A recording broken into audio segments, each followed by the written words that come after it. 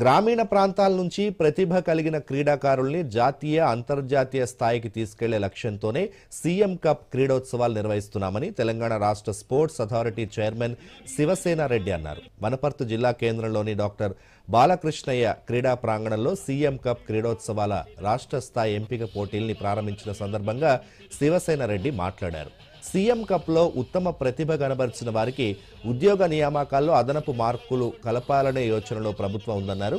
వనపర్తి జిల్లా కూడా sports school మంజూరైందని, అంతర్జాతీయ స్థాయి సదుపాయాలతో స్విమ్మింగ్ పూల్, హాకీ మైదానాన్ని ఏర్పాటు చేస్తున్నట్లు చెప్పారు.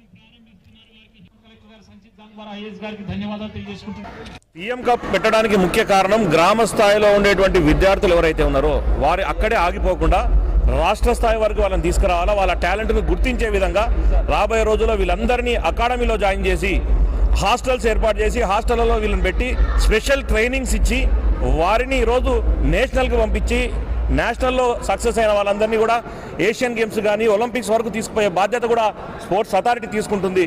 దానికోసం మనం వేరే సెలక్షన్ ద్వారా కాకుండా సీఎం కప్ ద్వారానే గ్రామ స్థాయిలో ఉండే విద్యార్థుల్ని మనం సెలెక్ట్ చేద్దామన్న ఉద్దేశంతోన ముఖ్యమంత్రి రేవంత్ రెడ్డి గారి ఆదేశాల మేరకు ఈరోజు తెలంగాణలో ఉండేటువంటి 12,769 గ్రామ పంచాయతీల్లో ఈరోజు అన్ని గ్రామాలలో ఈరోజు ఆటలు జరుగుతూ ఉన్నాయి.